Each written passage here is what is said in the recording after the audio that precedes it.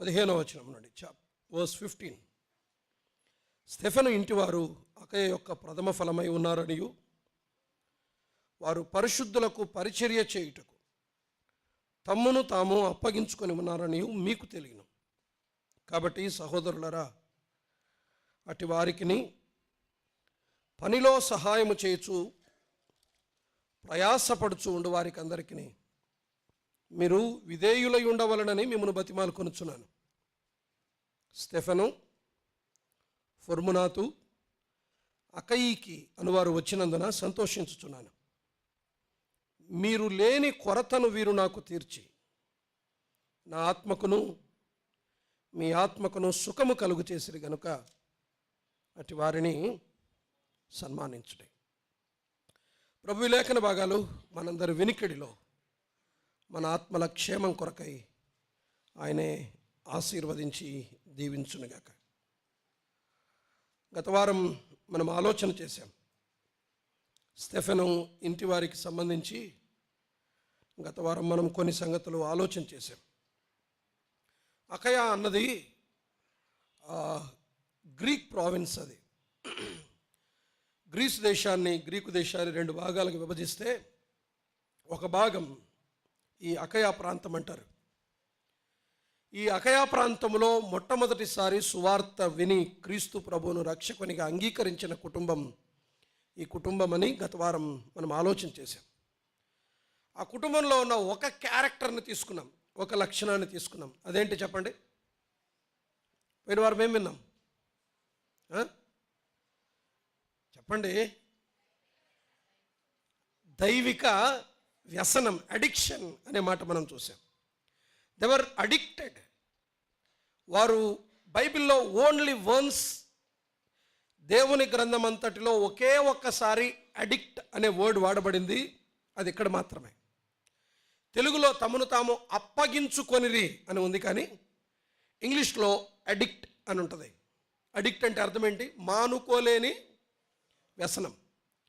చెడ్డ వ్యసనాలు ఉంటాయి, మంచి వ్యసనాలు కూడా ఉంటాయి అని గత వారం ఆలోచన చేశాం. జీవితానికి, కుటుంబాలకి, దేహాలకి నష్టాన్ని కలిగించే వ్యసనాలు ఉన్నాయి. కానీ ఆత్మీయ జీవితంలో దేవునికి సంతోషాన్ని కలిగించే వ్యసనాలు కూడా ఉన్నాయని, ఇది దైవిక వ్యసనమని గత వారం మనం ఆలోచన చేశాం. 3 విషయాలు విన్నాం కదా. ఒకటి, ఈ స్టెఫెను ఇంటి వారికి ప్రభు అంటే వ్యసనం. ప్రభువు మానుకోలేని వ్యసనం. ఎవరికి? ఈ స్టెఫెను ఇంటి వారికి. రెండవది, వారికి పరిశుద్ధులంటే వ్యసనం. ప్రభువుని ఎరిగిన వారంటే వారికి వల్లమాలిన ప్రేమ. క్రీస్తు ప్రభువును అంగీకరించిన పరిశుద్ధులు అంటే వారికి ఎక్కువ ప్రేమ. వారికి పరిశుద్ధులంటే వ్యసనం. మూడవది, వారికి పరిచర్య అంటే వ్యసనం.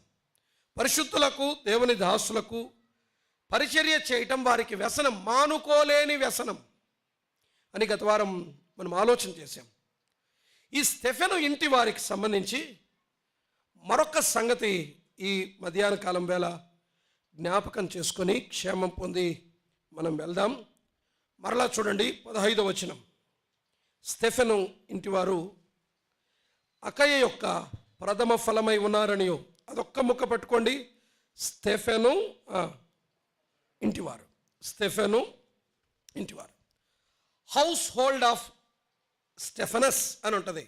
స్టీఫెన్ అన్నాడు 6వ అధ్యాయంలో అపోస్తుల కార్యాల్లో, కానీ ఇక్కడ ఏమన్నాడు? స్టెఫెనస్ అని అన్నాడు. స్టెఫెనస్ అని అన్నాడు. సో ఆ స్టెఫెను, ఈ స్టెఫెను ఒకటి కాదు అని కూడా గుర్తుపెట్టుకోండి. అది పోయిన వారం చెప్పాను, ఇప్పుడు చెప్తున్నాను. ఇద్దరు ఒకటి కాదు. ఈ స్టెఫెను వేరు. ఇతను అకయ ప్రాంతంలో మొదట ప్రభువును నమ్ముకున్నటువంటి ఒక కుటుంబానికి సంబంధించిన వ్యక్తి. అయితే ఇక్కడ రాయబడిన మాట ఏంటంటే the household of Stephanas. స్టెఫెను ఇంటివారు అనుంది. స్టెఫెను ఇంటివారు అనుంది. నమ్ముకున్నది ఎంతమంది? హలో, నమ్ముకున్నది ఎంతమంది? ఇంటివారందరూ. రైట్, నాకు ఆ మాట కావాల్సింది. పరిచర్య చేసింది ఎంతమంది? ఇంటివారందరూ. అప్పగించుకునేది ఎంతమంది? ఇంటి వారందరూ అతనును అతని ఇంటి వారందరూ అనే మాట మనం చూస్తాం.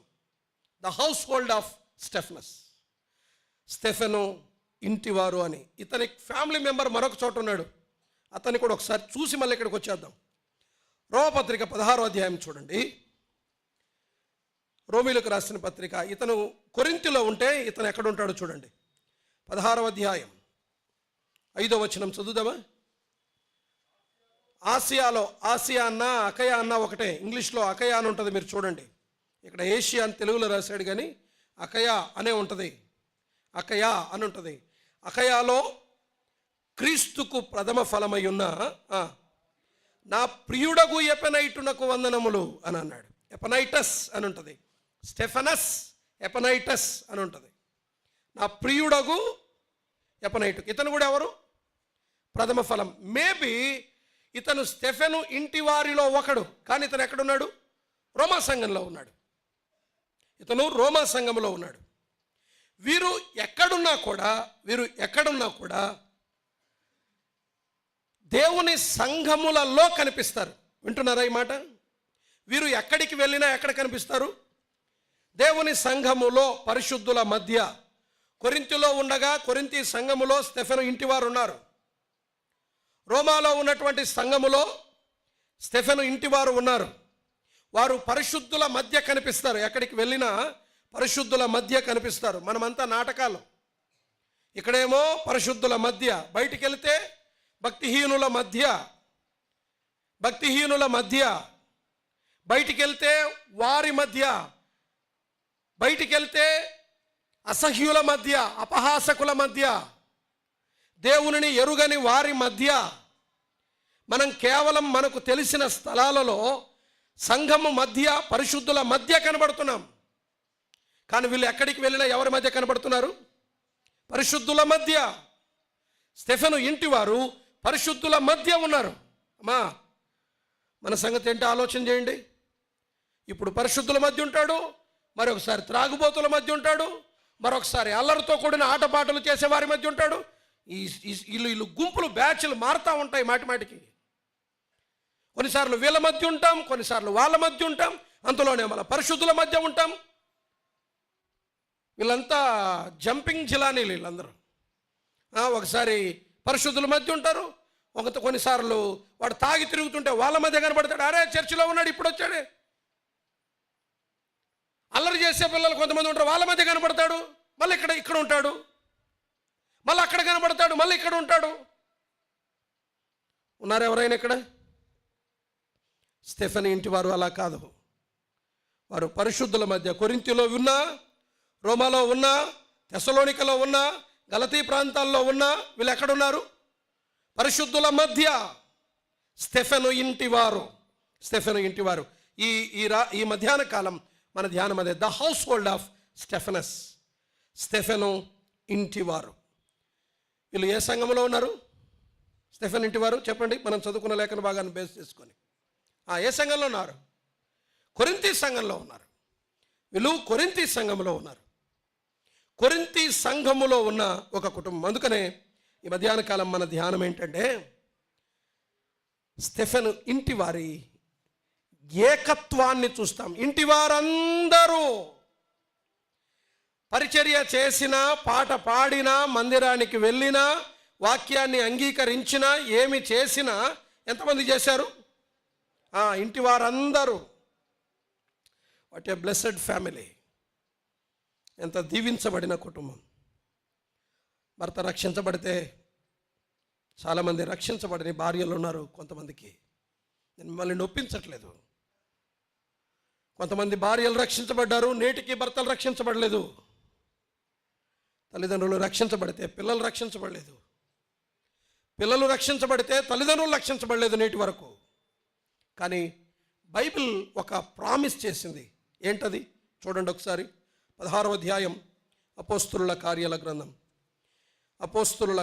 గ్రంథం 16వ అధ్యాయం.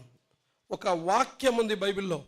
ఏంటది చూడండి. 16వ అధ్యాయం 31వ వచనం. అందుకు వారు, ప్రభువైన యేసునందు నీవు విశ్వాసముంచు, అప్పుడంటే ఎప్పుడు మా అయ్యా అప్పుడంటే ఎప్పుడు? నీవు నమ్మినప్పుడు, నీవు విశ్వసించినప్పుడు నీవును నీ ఇంటి వారును రక్షణ పొందుదురు అనుంది. నీవును ఇంటి వారును రక్షించబడతారు. నీవు నమ్మితే నీ ఇంటి వారు రక్షించబడతారు. ఇది బైబిల్లో ఉన్న ఒక ప్రామిస్, ఒక వాగ్దానం. కాస్త అటు ఇటు కావచ్చు, ఆలస్యం కావచ్చు. అలా వింటున్నారా? కొంచెం నా వైపు చూడండి. నీవు నమ్మితే నీ ఇంటి వారందరూ రక్షించబడతారు. ఇంటి వారందరూ, oneness in the family. Stephen ఇంటి వారి ఏకత్వాన్ని మనం ఆలోచన చేద్దాం. నేను 2-3 వచనాలు చదివి వర్తమానంలోనికి వచ్చేస్తాను. బైబిల్లో చాలా చోట్ల ఇంటి వారందరూ అనే మాట కనపడుతుంది. చూస్తారా? త్వరగా చూడండి, ఒకసారి చూడండి. 1వ అధ్యాయం 16వ వచనం, తిమోతి 2వ పత్రిక చూస్తారా? తిమోతికి రాసిన 2వ పత్రిక 1వ అధ్యాయం 16వ వచనం.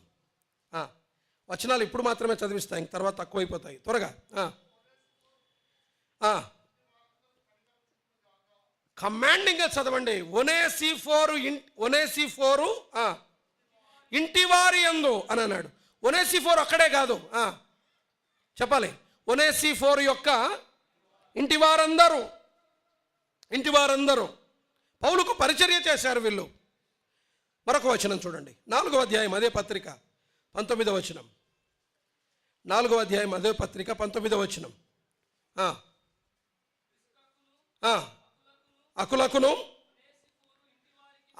ఒనేసిఫోరు ఇంటి వారికి మళ్ళీ చెప్పాడు. ఒనేసిఫోరు మాత్రమే కాదు, ఎవరు? ఒనేసిఫోరు ఇంటి వారందరికీ, వారందరూ అని అంటాడు. ఒక వ్యత్యాసమైన వచనం ఒక చోట రాశాడు పౌలు, కొంచెం ఆలోచింపచేసే వచనం. చూస్తారా? ఇవి చదివారు కదా, ఇప్పుడు ఈ వచనం చదవండి. 16వ అధ్యాయం రోమపత్రిక 11వ వచనం చూడండి. రోమపత్రిక 16-11 త్వరగా. హేరోదును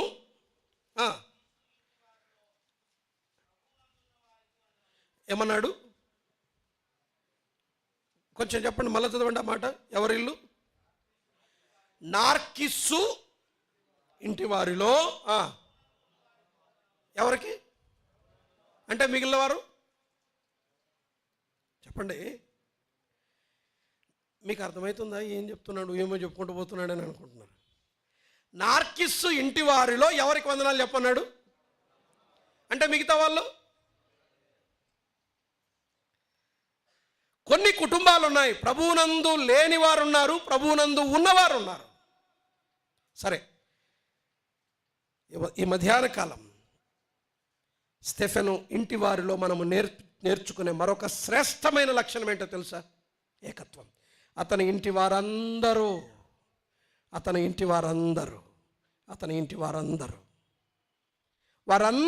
కూడా సంఘములో ఉన్నారు, వారందరూ పరిచర్యలో ఉన్నారు, వారందరూ ప్రభువును వెంబడిస్తున్నారు, వారందరూ ప్రేమిస్తున్నారు. ఎంత బ్యూటిఫుల్గా ఉంటుంది ఆ ఫ్యామిలీ. ఒకసారి ఊహించండి. భార్య, భర్త, పిల్లలు అందరు బైబిల్ పట్టుకొని చర్చికి వస్తూ ఉంటే చూసే వాళ్ళకి ఎంత బాగుంటుంది. అందరూ ఒకే చోట మోకరించినప్పుడు ఎంత బ్యూటిఫుల్గా ఉంటుంది. నీవు, నీ భర్త, నీ పిల్లలు అందరూ ఒకేసారి కుటుంబం అంతా మందిరంలో కూర్చున్నప్పుడు ఎంత బాగుంటుంది.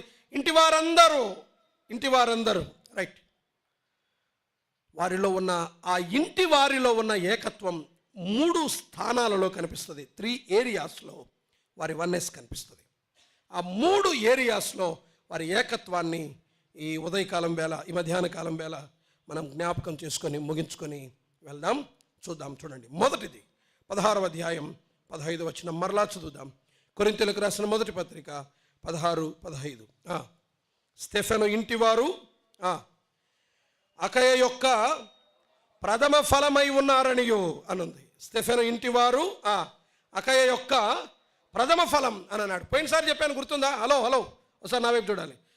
ప్రథమ ఫలం అంటే అర్థం ఏంటి? మొట్టమొదటిసారి ఆ ప్రాంతములో చెప్పాలి యేసుక్రీస్తు ప్రభువును రక్షకునిగా అంగీకరించిన వారి కుటుంబముకి మాత్రమే సువార్త చెప్పలా, ప్రాంతములో ఉన్న వారందరికీ సువార్త ప్రకటిస్తే విశ్వసించింది ఎవరు? చెప్పాలి. విశ్వసించింది ఎవరు? స్టెఫెను ఇంటి వారందరూ. స్టెఫెను ఇంటి వారందరూ. నెంబర్ 1, విశ్వాసములో వారి ఏకత్వం. విశ్వాసములో వారి ఏకత్వం. ఆ ఇంటిలో విశ్వాస విషయములో ఏకత్వం ఉంది. ఆ ఇంటిలో విశ్వాస విషయములో ఏకత్వం ఉంది. అతని ఇంటి వారందరూ ప్రభువును విశ్వసించారు. అతని భార్య, అతని పిల్లలు, అతని అన్నదమ్ములు, ఆ ఇంటిలో ఉన్న వారందరూ ప్రభువునందు విశ్వాసం ఉంచారు. విశ్వాస విషయంలో వారిలో ఏకత్వం ఉంది. అంటే అర్థం ఏంటంటే, దీనికి ఒక పేరు పెడదాం. విశ్వాస విషయంలో ఏకత్వం ఉన్న ఈ కుటుంబం ఒక మంచి లక్షణాన్ని కలిగి ఉంది. చూడండి, ఒక వచనాన్ని త్వరగా మనం చదువుకుందాం. లూకా సువార్త 8వ అధ్యాయం 9 నుండి 15 వచనాలు ఉన్నాయి. 15వ వచనం మాత్రమే చూడండి. లూకా సువార్త 8వ అధ్యాయం 15వ వచనం చదువుతారా?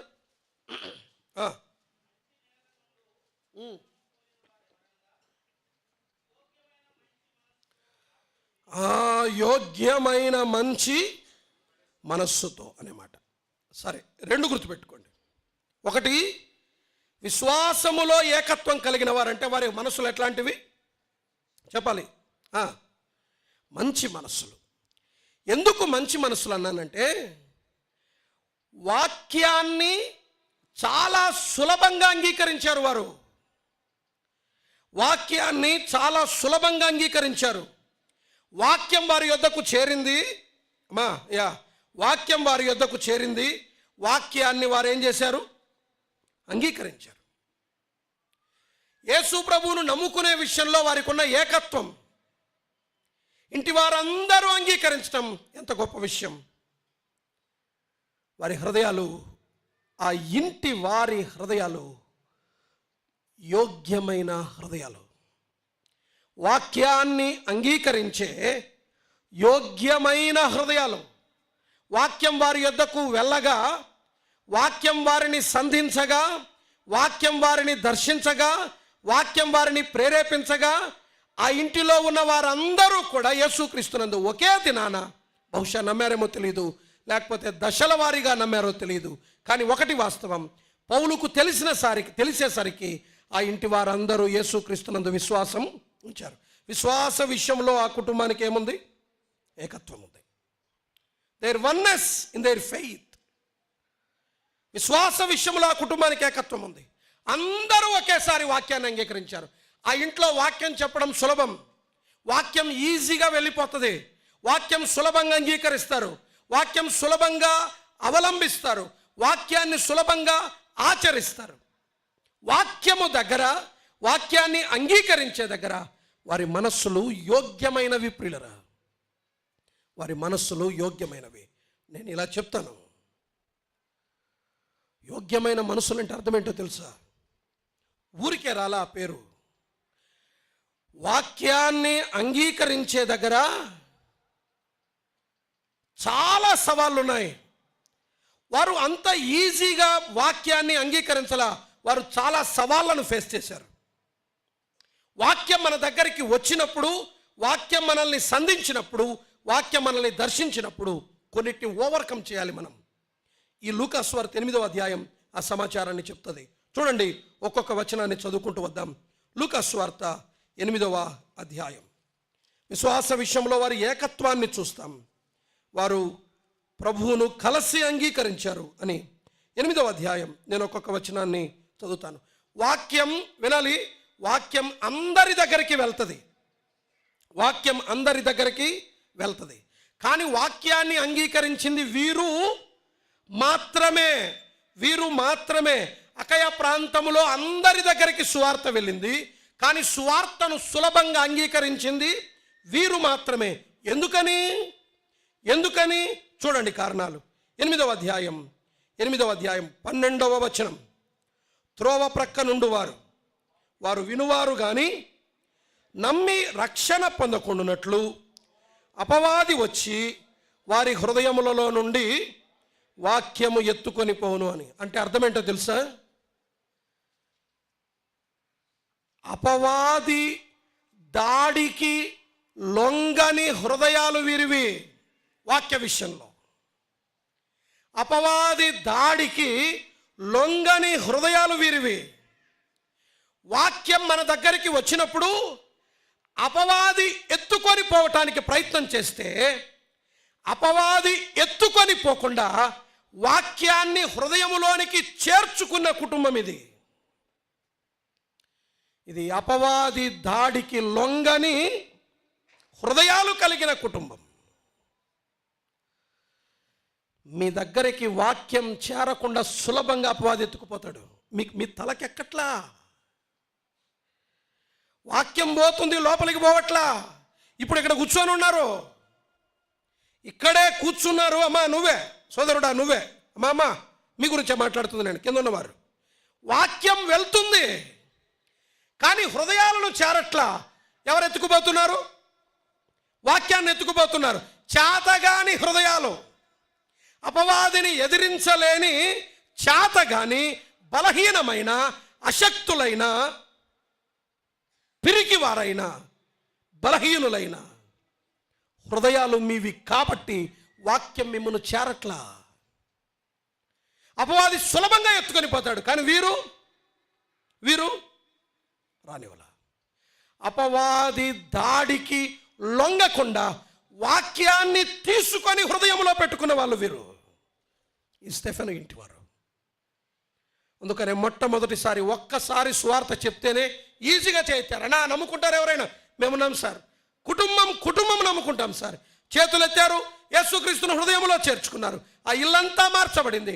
ఆ ఏరియా అంతటిలో, గ్రీసు దేశం అంతటిలో మొట్టమొదటిసారి అకయా ప్రాంతంలో సువార్తను నమ్మిన మొదటి కుటుంబం. ఎవరు నమ్ముకున్నారు? ఒక్క కుటుంబం బ్రదర్, ఒక్క కుటుంబం. ఎక్కడున్నారు వాళ్ళు? అదిగో అక్కడ ఉన్నారు, స్టెఫెన్ ఇంటివారు. ఎంతమంది విన్నారు? 3000 మంది విన్నారన్నా. సువార్త 3000 మంది విన్నారు. 3000 మందిలో వాక్యాన్ని చేర్చుకున్నది, అంగీకరించింది ఒక్క కుటుంబం. ఏ కుటుంబం? స్టెఫెన్ కుటుంబం. నీ కుటుంబం సంగతి ఏంటి? ఏమా, నీ భర్త మారాడా? నీ భార్య నమ్మిందా? నీ పిల్లలు నమ్ముకున్నారా? నీ తల్లిదండ్రులు మారారా? వాక్యం మేము హృదయాలను చేరకుండా అపవాది ఎత్తుకుపోతున్నాడు. స్టెఫెను ఇంటి వారు తీసుకున్నారు లోపలికి. అపవాది దాడికి లొంగని హృదయాలు కలిగిన కుటుంబం స్టెఫెను ఇంటి వారిది. కాబట్టి వారు ప్రథమ ఫలం కాగలిగారు. కాబట్టి మొట్టమొదటిసారి వారే ప్రభువును నమ్మగలిగారు. నేటి వరకు నమ్మకుండా నామకార్థమైన పై భక్తి చేస్తున్న సోదరుడా సోదరి, నీతోనే ఎన్నేళ్ళు వస్తున్నావు మందిరానికి? నువ్వు ఎంతకాలం నుండి వస్తున్నావు నువ్వు మందిరానికి? ఇప్పటికీ రక్షణ లేదు, బాప్తిస్మము లేదు, సంఘములో నువ్వు చేర్చబడలా, ఉరక వచ్చి వెళ్ళిపోతున్నావు. వాక్యం నిన్ను చేరట్లా. అపవాది సులభంగా ఎత్తుకుపోతున్నాడు. స్టెఫెను ఇంటి వారు అపవాది దాడికి లొంగని హృదయాలు కలిగినటువంటి కుటుంబం మొదటిది. రెండవది 8వ అధ్యాయం 13వ వచనం చూడండి. చదవండి. రాతి నేల నుండి వారు ఎవరనగా విన్నప్పుడు తలకాయలు ఊపుకుంటా నవ్వుకుంటా వింటుంటారు వీళ్ళు. రైట్, సంతోషంగా వింటారు. వారికి వేరు లేనందున కొంచెము కాలము నమ్మి శోధన కాలమున తొలగిపోదు. ఎవరు వేరు? చెప్పేటప్పుడు ఏం చెప్పే సార్, అసలు గుండె పగిలిపోయి సార్ నాకు. నేను ఇంకా ఆ రోజు అనుకున్నాను నేను యేసుప్రభు విడిచిపెట్టకూడదని. 3 రోజులు ఒక శ్రమ చేతిపై బండి పట్టుమని ఏమైందంటే పడిపోతుంది సార్. మరి శ్రమ అట్లా వచ్చే మరి ఏం చేద్దాం, పడిపోతుంది. ఈజీగా, చాలా సులభంగా. ఇది ఒక 3 వారాలు వీళ్ళని పట్టలేరు, 3 వారాలు రమ్మని ముందుకు ఇగ్గినా ముందుకు రారు. కొంచెము కాలం స్టెఫెను ఇంటి వారు అలా కాదు. శోధనను శ్రమనకు లొంగని కుటుంబం, అపవాది దాడికి లొంగని హృదయాలు కలిగిన కుటుంబం స్టెఫెను ఇల్లు. రెండవది, శ్రమలకు శోధనలకు లొంగని కుటుంబం. శ్రమలు వచ్చిన వాక్యాన్ని విడిచిపెట్టలేదు వీరు, శోధన వచ్చిన వాక్యాన్ని విడిచిపెట్టలేదు వీరు. వాక్యము పనిచేయకుండా, వాక్యం మన హృదయాలలో కార్యము జరిగించకుండా ఒక శోధన, ఒక శ్రమ నిన్ను పాడు చేస్తుంది. వీళ్ళు శోధనలకు శ్రమలకు లొంగే కుటుంబం కాదు ఇది. శ్రమలకు శోధనలకు లొంగని హృదయాలు కలిగిన కుటుంబం ఎవరు? స్టెఫెను కుటుంబం. ఎంత అద్భుతమైన కుటుంబం. అపవాది దాడికి లొంగరు, వాక్యాన్ని తీసుకుంటారు. వాక్యమే ముఖ్యం. శ్రమలకు శోధనలకు లొంగరు, వాక్యమే ముఖ్యం. వాక్యమే ముఖ్యం. వాక్యాన్ని అంత ఈజీగా వదిలిపెట్టరు. సువార్త దొరికింది, లోపలికి తీసుకొని గుండెల్లో పెట్టుకున్నారు, మేము ప్రభువుని విడిచిపెట్టమని. వీరు శ్రమలకు శోధనలకు లొంగని హృదయాలు కలిగిన కుటుంబం. మూడవది, 8వ అధ్యాయం 14వ వచనం. 8:14. ముండ్ల పొదలలో పడిన విత్తనములు పోలిన వారు ఎవరనగా విని కాలము గడిచిన కొలది. వీళ్ళు కొద్ది కాలం ఉంటారు. కాలం గడిచిన కొలది అంటే వీళ్ళు అది 3 వారాలు బొమ్మలు అవన్నీ ఏవి శ్రమ వీళ్ళు 3 వారాలు కాదు, వీళ్ళు 3 నెలలు ఉంటారు. చూడండి, విని విచారముల చేతను ధనభోగముల చేతను అణిచివేయబడి పరిపక్వముగా ఫలింపని వారు. వీరు ఇంకా వచ్చా నిలబడ తుముకు పడిపోయింటారు. అంటే ఫలానికి వచ్చినట్టుంటుంది, కంప్లీట్ కాదు, ఎగిరిపోయింటుంది అప్పుడే.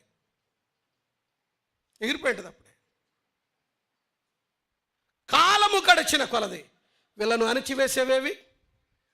ఐహిక విచారాలు, ధనభోగాలు, ఈ జీవన వ్యాపారం. డబ్బును చూస్తే చాలు, లగ్జరీ లైఫ్ను చూస్తే చాలు. ఇలా చెప్పనివ్వండి, ఐహిక విచారాలకు లోకానికి లొంగని హృదయాలు కలిగిన కుటుంబం, అపవాది దాడికి లొంగని హృదయము కలిగిన కుటుంబం అది. శ్రమలకు శోధనలకు లొంగని హృదయాలు కలిగిన కుటుంబం మాత్రమే కాదు, చెప్పండి, లోకానికి ఐహిక విచారాలకు లొంగని కుటుంబం. వినాలి. ఈ మూడిటిని ఎదిరించి వాక్యాన్ని లోపలికి తీసుకున్నారు. కాబట్టి వారు మొదటి ప్రథమ ఫలం కాగలిగారు. ఒకరు కాదు, ఇంటి వారందరూ వారి దగ్గర, ఆ ఇంటి వారి దగ్గర డబ్బు పనిచేయదు, ఆ ఇంటి వారి దగ్గర శ్రమలు పనిచేయవు, ఆ ఇంటి వారిని శోధన ఓడించదు, ఆ ఇంటి వారి మీద అపవాది దాడి పనిచేయదు. అక్కడ వాక్యము మాత్రమే పనిచేస్తుంది. ఆ ఇంటిలో వాక్యము మాత్రమే పనిచేస్తుంది. ఆ ఇంటి వారికి వాక్యమే ముఖ్యం. అపవాది ఓడిపోతాడు, శ్రమలు ఓడిపోతాయి, లోకం ఓడిపోతుంది, ధనం ఓడిపోతుంది. విశ్వాస విషయంలో వారందరూ ఒకే మాట మీద ఉంటారు. ఆ స్టెఫెను ఇంటివారు. ఆ కొరింథీ సంఘం ఎంత ధన్యమైన సంఘం, ఇలాంటి కుటుంబాన్ని కలిగిన సంఘం. ఉన్నాయా మన కుటుంబాలు ఇలా? స్టెఫెను ఇంటివారు అకయ యొక్క ప్రథమ ఫలం. 3,000 మంది ఉన్నారన్న, ఒక్కడు నమ్ముకున్నాడు. ఒక్క కుటుంబం. ఊరికంటున్న మాట వరుసకి 3,000 అని కాదు, 10,000 మందిలో ఒక్క కుటుంబం. అపవాది, శ్రమ, శోధన, లోకం, ధనం ఇవి అడ్డగించాయి సువార్త పని చేయకుండా, వాక్యము లోపలికి వెళ్లకుండా. కానీ వాటన్నిటినీ అధిగమించి వాక్యాన్ని అంగీకరించి క్రీస్తు ప్రభువుని రక్షకునికి అంగీకరించిన కుటుంబం. ఒకరు కాదు, ఇద్దరు కాదు. తమ్ముడు నమ్ముకున్నాడు, అన్న నమ్ముకున్నాడు, చెల్లి నమ్ముకుంది, అక్క నమ్ముకుంది, ఆమె నమ్ముకుంది, ఆయన నమ్ముకున్నాడు, పిల్లలు నమ్ముకున్నారు, ఇంటి వారందరూ నమ్ముకున్నారు. విశ్వాస విషయంలో ఏకత్వం కలిగిన కుటుంబం. Their oneness in their faith. Number 1. Number 2, వారి ఏకత్వం విశ్వాస విషయంలో మాత్రమే కాదు.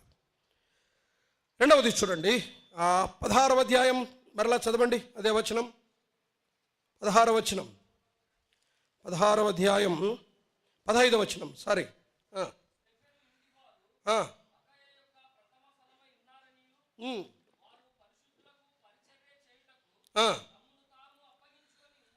తమ్మును తాము అప్పగించుకొని ఉన్నారని. ఇప్పుడు నేను ఇట్లా చదువుతాను, ఏమైనా తప్పుంటే మీరు చెప్పండి.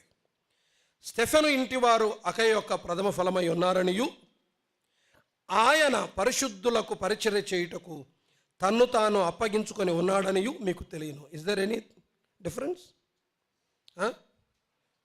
మీకేమర్థమైంది ఇప్పుడు? విశ్వసించింది ఎంతమంది? అందరూ. వీళ్ళందరూ కలిసి కట్టగట్టి ఒక నిర్ణయం తీసుకున్నారు. ఏంటది? ఏంటది చెప్పండి. పరిశుద్ధులకు, అమ్మామా వెనుకున్న వాళ్ళు కొంచెం మీరు కూడా చెప్పండి అమ్మా, అప్పుడప్పుడు, మొత్తం ఫస్ట్ నుంచి వద్దులు, అప్పుడప్పుడని చెప్పండి. చెప్పండి. పరిశుద్ధులకు పరిచర్య చేయటానికి తమను తాము అప్పగించు. ఎంతమంది? అందరూ. ఆ మాట పట్టుకోండి. ఇప్పుడు చెప్పండి, వారి నిర్ణయాలలో, వారి తీర్మానాలలో ఏకత్వం, విశ్వాసములో ఏకత్వం, వాక్యము దగ్గర వారికి ఏక మనసు ఉంటుంది. వారి ఏకత్వం, భార్య భర్త విభేదించరు. మాత్రమే కాదు, తీర్మానాలలో, నిర్ణయాలలో ఏకత్వం. తీర్మానాలు, నిర్ణయాలలో వారిది ఏకత్వం, వారిది ఒకే మాట. ఇంట్లో తండ్రి అన్నాడు, మేము పరిశుద్ధులకు పరిచర్య చేస్తానంటే భార్య ఏమంది? అయ్యా మేము నీతోనే, మేము చేస్తాం. కుమారులు ఏమన్నారు? మేము నువ్వు చేస్తాం. కుమార్తెలు ఏమన్నారు? మేము నువ్వు చేస్తాం. అన్నదమ్ములు ఏమన్నారు? మేము నువ్వు చేస్తాం. ఆ ఇంటిలో, స్టెఫెను ఇంటి వారిలో, నిర్ణయాలలో, తీర్మానాలలో వారికి ఏముంది? ఏకత్వం ఉంది. నీ భర్తకు నీకు ఏకత్వం ఉందా? నిర్ణయాల దగ్గర, తీర్మానాల దగ్గర? అమ్మా చెప్పండి. నీ భార్యకు నీకు ఏకత్వం ఉందా? నిర్ణయాల దగ్గర, తీర్మానాల దగ్గర? ఎడ్డమంటే తెడ్డం.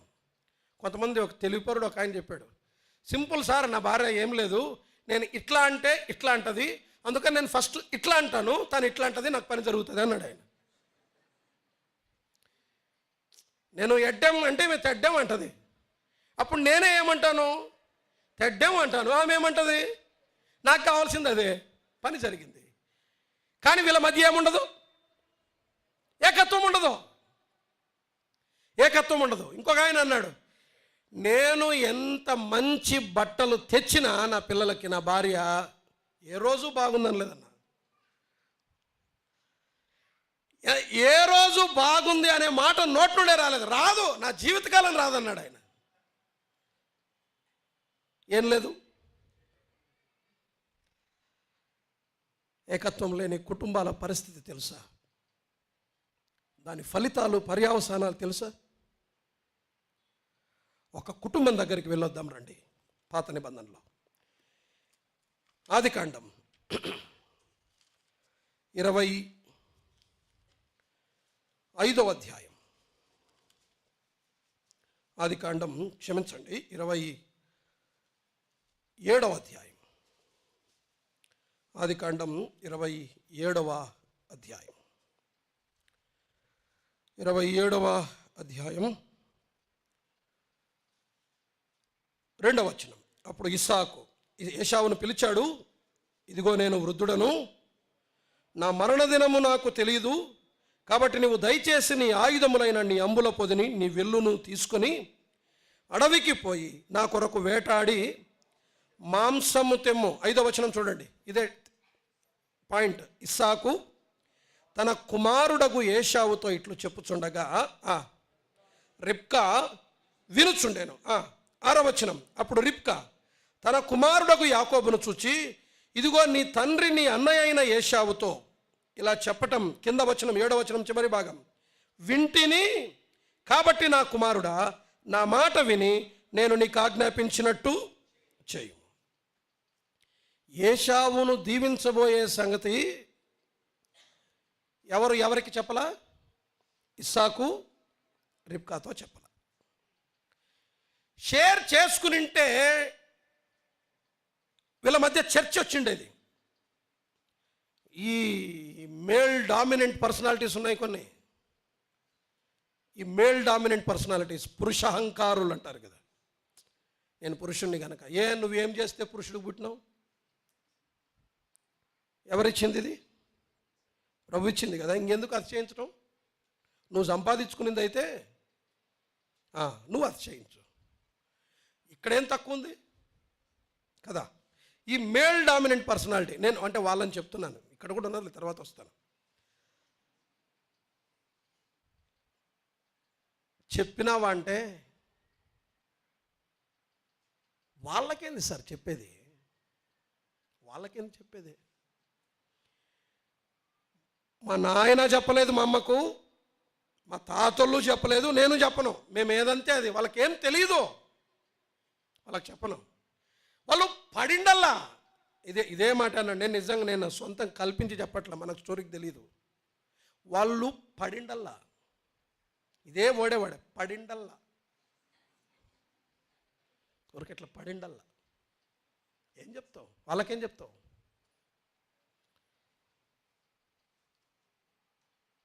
పిల్లరా, ఒక మాట, నీ అధికారమైన నీ బలమైన, ఒక ఆయన నాతో చెప్పిన మాట, నేను ఇంటి బయట నిలబడ్డాను, పొద్దున్న ఇక్కడికి వచ్చాడు, మీ ఇల్లు బాడీకి కావాలన్నాడు. ఇల్లుంది కదా మీకు అన్నాను నేను. అప్పుడు ఆయన ఒక స్టోరీ చెప్పాడు, ఒక మాట అన్నాడు. ఆమె పోయినప్పుడే నా బలమంతా పోయింది వై, నా అధికారం అంతా పోయింది వై అన్నాడు నాతో. ఆమె పోయినప్పుడే నా బలమంతా పోయింది, నా అధికారం అంతా పోయింది వై. నా మాట ఎవరు వినరు వై. నీళ్ళు, గ్లాస్ నీళ్ళు నాకు తెచ్చివ్వండి అంటే తెచ్చిచ్చేవాళ్ళు లేరు వై. మన విర్రవీగుడుతనమైన, మన అహంకారమైన, మన బలమైన వాళ్ళు చెప్పినంత విన్నంత కాలమే, వాళ్ళు బతికినంత కాలమే. తర్వాత ఎవడు పట్టించుకోండి. నిన్ను నీళ్ళు తెచ్చి అంటే తెచ్చుకోపో అనే వాళ్ళే ఉంటారు. వణుక్కుంటా తెచ్చించేది జీవితకాలంలో వీళ్ళు మాత్రమే. ఒక పురుషుని బలం, ఒక పురుషుని అధికారం, ఒక పురుషుని అహంకారం భార్య ఉన్నంత కాలమే. మీరు కావలిస్తే చూడండి, ఎవరినైనా చూడండి, భార్య చనిపోయిన భర్తలైన ముసలి వాళ్ళను చూడండి, వీళ్ళు బతుకుతారు. మళ్ళా వాళ్ళే నీళ్లు తెచ్చుకుంటారు, వాళ్ళే అన్నం పప్పు చేసుకుంటారు, వాళ్ళే బట్టలు ఉతుక్కుంటారు, అంత వాళ్ళే. వాళ్ళు మన మీద ఆధారపడలా, మనం వీళ్ళ మీద ఆధారపడి బతుకుతున్నాం. అయితే ఇక్కడ ఒక గుడ్ న్యూస్ ఉంది. కొంతమంది వీళ్ళ మీద ఆధారపడి బతుకుంటారు. మీకు సమస్య. వంట వీళ్ళే, నీళ్లు వీళ్ళే, అన్నీ వీళ్ళే ఉంటారు. వీళ్ళు ఇది ఫిమేల్ డామినెంట్ పర్సనాలిటీస్. వీళ్ళు ఏమంటే అదే. మీరు కూడా బతకలేరు రేపొద్దున. ఒకటి అరా ఉంటారు. లేరా, ఆదాము హవ్వలను దేవుడు ఏర్పాటు చేసినప్పుడు దైవాధికారానికి అప్పగించుకొని తన భార్య తన దగ్గరికి, వినండి ఎంత గమ్మత్తు చూడండి, మీరు వినండి. హవ్వను ఎక్కడి నుండి తీశాడు? పక్క నుండి. హవ్వ వచ్చిన తర్వాత బైబిల్ ఏమంటుందంటే వారిద్దరూ ఆల్రెడీ వాళ్ళెవరు గతములో ఏక శరీరమే. తర్వాత మళ్ళీ వాళ్ళిద్దరూ కలిపిన తర్వాత దేవుడు ఏమన్నాడు? వారిద్దరిని ఏక శరీరం. ఏక శరీరం అయితే నా కన్ను చూసేది నా చేతికి తెలియకుండా పోతుందా? నా చేయి చేసేది నా కాలుకు తెలియకుండా పోతుందా? నా చెవికి తెలిసిన సంగతి నా ముక్కుకు తెలియకుండా పోతుందా? నా కన్ను చూసిందంటే నా దేహం అంతా చూసిందని అర్థం. నా చెయ్యి ముట్టుకుందంటే అంటాడు, ఏం తీసుకున్నావంటే నా చెయ్యి సార్ నేను కాదు అంటే ఏమంటాడు? పిచ్చోడు అంటారు. నా చెయ్యి ముట్టుకుందంటే నా దేహమంతా ముట్టుకుందని అర్థం. ఈయన చర్చించలా తన భార్యతో. There is no oneness. తీర్మానాలలో, నిర్ణయాలలో భార్యాభర్తల మధ్య ఏకత్వము లేదు. ఈమె కొడుకును పిలిచింది, యాకోబును. మీ నాన్న చెప్తున్నప్పుడు విన్నాను, ఈమె చెప్పలా. ఈమె ఒక నిర్ణయం తీసుకుంది. వెరసి వినండి వినండి వినండి. ఈమె ఇష్టం ఈమె చేసింది, ఆయన ఇష్టం ఆయన చేశాడు. ఇద్దరూ కలిసి చర్చించలా. ఫలితం ఏంటో తెలుసా? ఫలితం ఏంటో తెలుసా? జీవిత కాలం నేటి వరకు యాకోబు సంతతికి, ఏశావు సంతతికి నేటికి వైరమే. నేటికి వైరమే. యాకోబు ఏశావుల మధ్య ద్వేషం రగలటానికి కారణమైంది వీరే. ఏకత్వము లేకపోవటం అన్నది కుటుంబాలకు అతి భారీ ప్రమాదం. కొత్త నిబంధనలో ఒక కుటుంబాన్ని చూపిస్తాను, దయచేసి రండి. లూకా సువార్త, లూకా సువార్త 2వ అధ్యాయం. చాలా బ్యూటిఫుల్ ఇంట్రడక్షన్ వీరిది. 2వ అధ్యాయం, 2వ అధ్యాయం, లేకపోతే 1వ అధ్యాయం, సారీ, నేను 2వ అధ్యాయం అన్నాను, 1వ అధ్యాయం. 1వ అధ్యాయం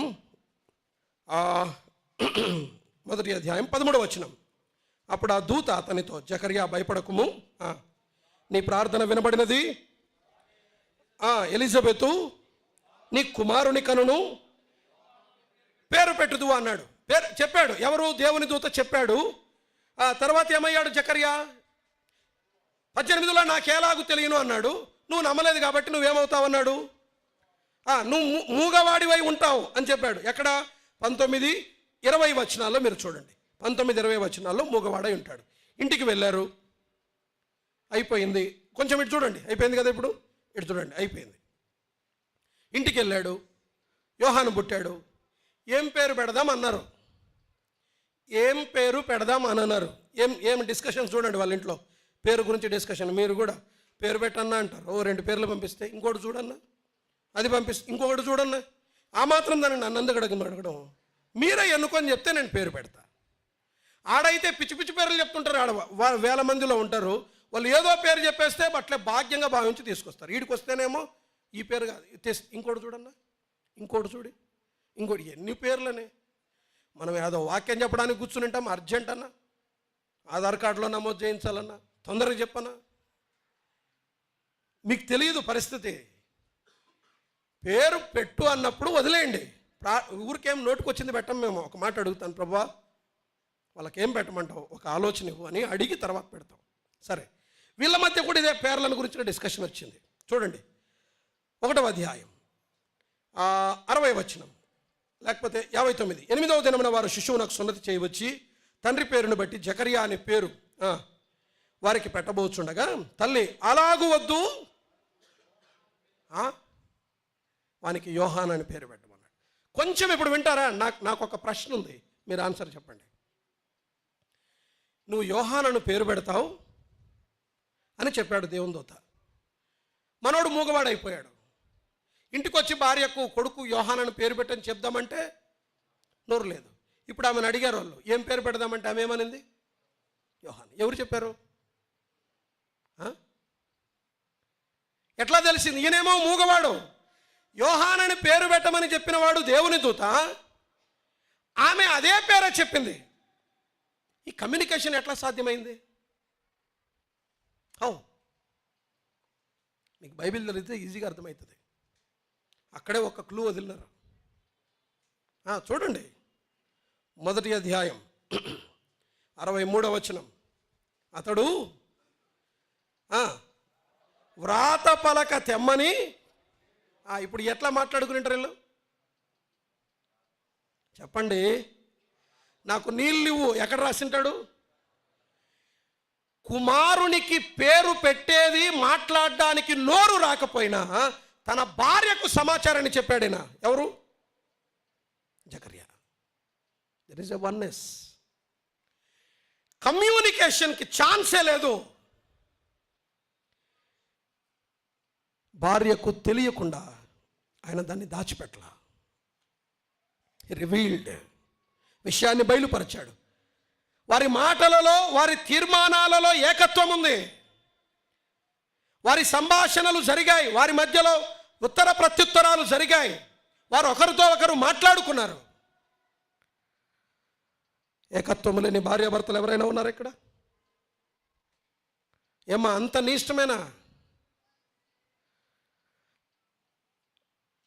ఇది చెప్తారు, ఆయన ఇది కాదు అంటాడు, ఏదో ఒక పేరు పెడతారు, ఇది కాదు అంట, మళ్ళీ ఇది అంటాడు ఆయన, అది కాదు ఇట్లా అంటారు, ఇంకోటి చెప్తాడు అది కాదు ఇట్లా అంటారు. లాస్ట్కి వీళ్ళు ఎక్కడికి వస్తారు తెలుసా? సర్లే నీ ఇష్టం. అప్పుడేమవుతుంది? వీళ్ళ ఇష్టమవుతుంది. వినండి, భార్యాభర్తల మధ్య సమ్మతితో కూడిన ఏకత్వం ఉండాలి. సమ్మతితో కూడిన ఏకత్వం, సనుగులతో కూడిన ఏకత్వం కాదు, బాధతో కూడిన ఏకత్వం కాదు. ఎస్, నేను సమ్మతిస్తున్నాను, నేను ఒప్పుకుంటున్నాను అని. ఈ మాట ఎక్కడ రాయబడిందో తెలుసా? 6వ అధ్యాయం 5వ అధ్యాయం అపోస్తుల కార్యముల గ్రంథం. అపోస్తుల కార్యముల గ్రంథం 6వ అధ్యాయం 5వ అధ్యాయం 1వ వచనం చూడండి. 5వ అధ్యాయం 1వ వచనం, అపోస్తుల కార్యాలు. త్వరగా, టైం లేదు.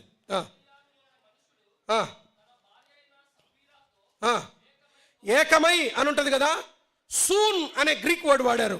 ఏకమై అనే చోట సూన్, SOON, సూన్ అనే ఒక గ్రీక్ వర్డ్ వాడారు. సూన్ అంటే అర్థం ఏంటో తెలుసా?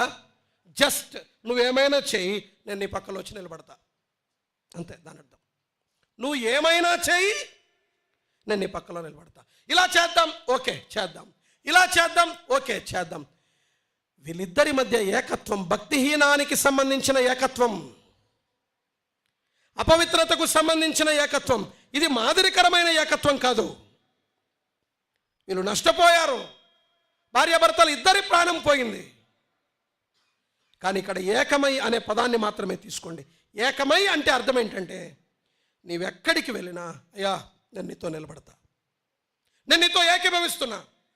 సంతోషంగా నువ్వు ఏమి చెబితే అది ఏకీభవిస్తున్నా. భక్తికి సంబంధించిన ఏకత్వాన్ని గురించి మాట్లాడుతున్నా నేను, భక్తిహీనతకు సంబంధించిన ఏకత్వం కాదు.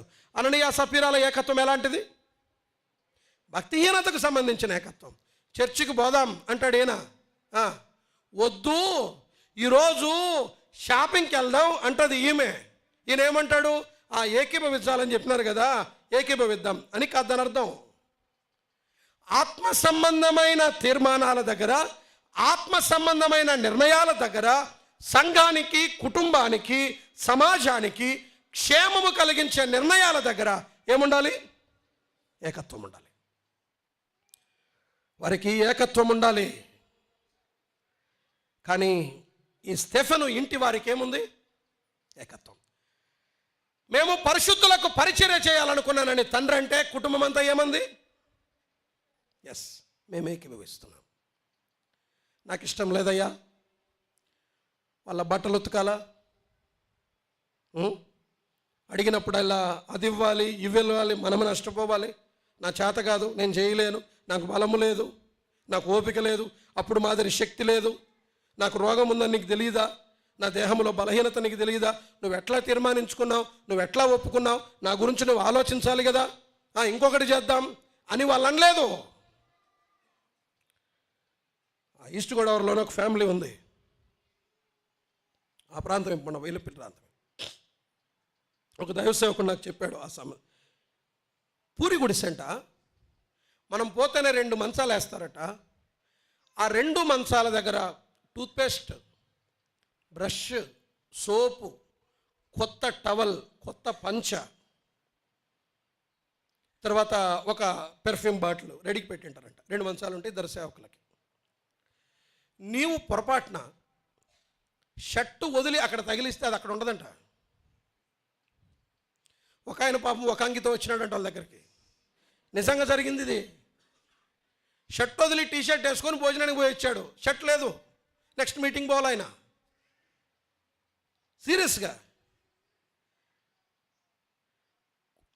ఆమె అంతే, ఆయన అంతే, వారి పిల్లలు అంతే. తమ్ముడు, బ్రదర్, నేను అలాంటి కుటుంబాన్ని చూడలేదు అని. దైవ నిర్ణయాల దగ్గర, దైవ తీర్మానాల దగ్గర, సేవకు సంబంధించిన తీర్మానాల దగ్గర, సేవకు సంబంధించిన నిర్ణయాల దగ్గర, దేవునికి సంబంధించిన తీర్మానాల దగ్గర, దేవునికి సంబంధించిన నిర్ణయాల దగ్గర ఏకీభవించని భార్యలుంటే మీకు నష్టం, ప్రమాదం. భర్తలు ఎవరైనా ఉంటే మీకు నష్టం, ప్రమాదం.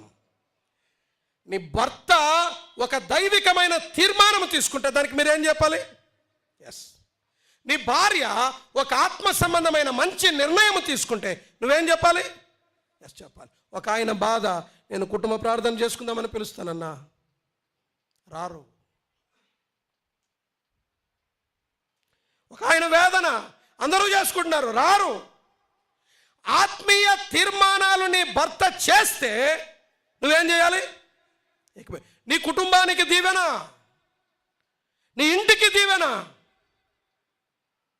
దేవుని ఆశీర్వాదాన్ని మీరు అనుభవిస్తారు.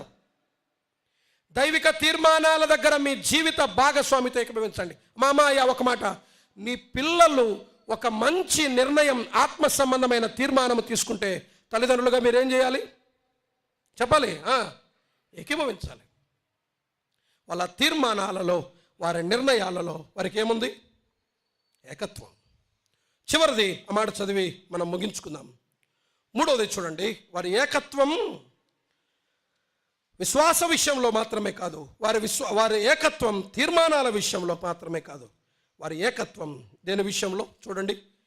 అదే 16వ అధ్యాయం 15వ వచనం మరలా చదువుతారా? స్టెఫెను ఇంటి వారు అకయ యొక్క ప్రథమ ఫలమై ఉన్నారనియు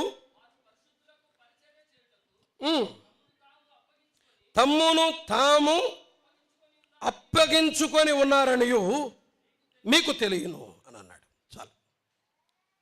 ఇప్పుడు చెప్పండి, నిర్ణయాలు తీర్మానాలే కాదు, వారు చేసే పరిచర్యలో కూడా ఏముంది? ఏకత్వం. పరిచర్యలో ఏకత్వం, పరిచర్యలో ఏకత్వం. తీర్మానాలు మాత్రమే కాదు, నిర్ణయాలు మాత్రమే కాదు, పరిచర్యలో ఏకత్వం, పరిచర్యలో ఏకత్వం. ఒక మంచి కుటుంబాన్ని చూపించమంటారా?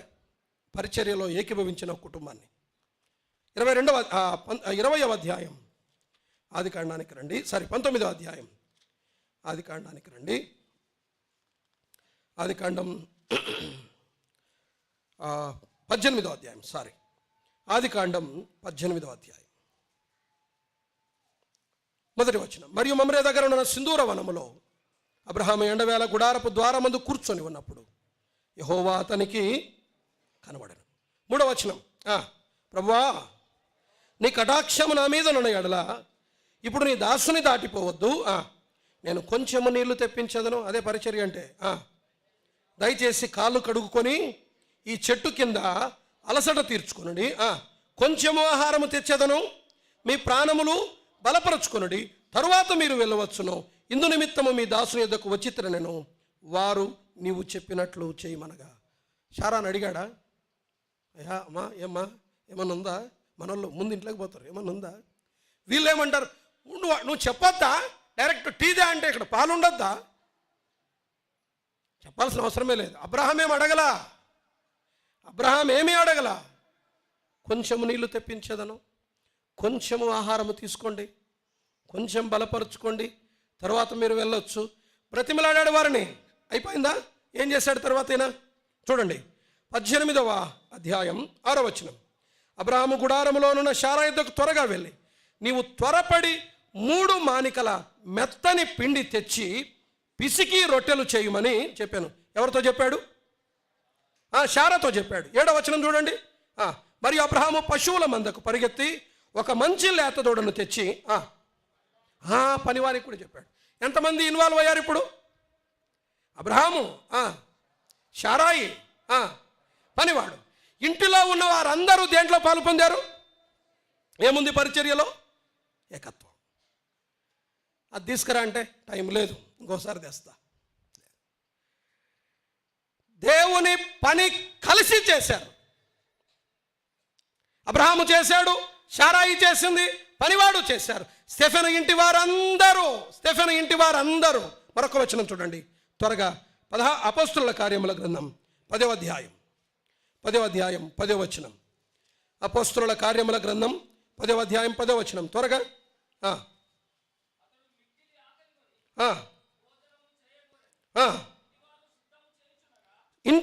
సిద్ధము చేయుచుండగా, ఎవరు యాక్చువల్గా ఏమని రాయబడాలి? ఆ సహోదరి సిద్ధము చేయుచుండగా, ఆయన భార్య సిద్ధము చేయుచుండగా. కానీ అక్కడ ఏమనుంది? పేతురు వచ్చాడు. పేతురా పౌలు అక్కడ 10వ అధ్యాయం కదా. పేతురు వచ్చాడు అని ఆ ఇంటిలో ఉన్న ఆయన భర్త, ఆ భార్య, పిల్లలు మొత్తం అందరూ హడావిడి చేస్తూ ఉన్నారు. ఏం చేస్తున్నారు వీళ్ళు? ఇంటివారు భోజనము సిద్ధపడ. బైబిల్ ప్రతి పదానికి ఒక బలమైన అర్థాన్ని ఇస్తుంది. ఆమె భోజనం సిద్ధపరుస్తుండగా లేదు, ఆ ఇంటి వారు భోజనము సిద్ధపరుస్తుండగా. 16వ అధ్యాయంలో ఇంకొక వచనం చదవండి, నేను ప్రార్థన చేస్తాను. కొరింథీయులకు రాసిన మొదటి పత్రిక 16వ అధ్యాయం 15, 16, 17వ వచనం చూడండి. స్టెఫెను, ఫొర్మునాతు, అకయికు అనువారు వచ్చినందుకు నేను సంతోషించుచున్నాను. మీరు లేని కొరతను వారు తీర్చి అని అంటాడు. చాలు, అక్కడ ఆగిపోదాం. హలో ఒకసారి వినాలి. పౌలు ఎఫెస్సులో ఉన్నాడు. ఈ పత్రిక రాసిన సమయానికి పౌలు ఎక్కడున్నాడు? ఎఫెస్సులో ఉన్నాడు. ఎవరికి రాశాడు? వీళ్ళు ఏ సంఘంలో ఉన్నారు? వినాలి. వీళ్ళు ఏ సంఘంలో ఉన్నారు? కొరింథీలో ఉన్నారు. వీళ్ళు ఎక్కడికి వెళ్ళారు? స్టెఫెన్ ఎక్కడికి వెళ్ళాడు? నా దగ్గరికి వచ్చారని పౌలు రాశాడంటే ఎక్కడికి వెళ్ళాడు? మాట చెప్పండి మరి. ఎఫెస్కి వెళ్ళారు. ఎవరెవరు వెళ్ళారు? స్టెఫెను, ఎవరు? ఫొర్మునాతో. ఎవరు అనుకున్నారు? అకయికు. నిన్న ఒక దైవ సేవకునితో మాట్లాడుతుండగా ఇన్ఫర్మేషన్ దొరికిందా అని చెప్తున్నాను. ఈ ఫొర్మునాతో అకయికి అనువారు అప్పుడు స్లేవరీ ప్రాక్టీస్లో ఉండేది కదా, బానిసత్వం. ఆ ఇంట్లో దాసులట, బానిసలంట. వాళ్ళు కూడా ప్రభువుని ఎరిగిన వాళ్ళేనట. అంటే పరిచర్యలో భార్యాభర్త పిల్లలే కాదు, బానిసలను కూడా ఇన్వాల్వ్ చేశాడు ఆయన. ఈయనకెంత పిచ్చుండాలి.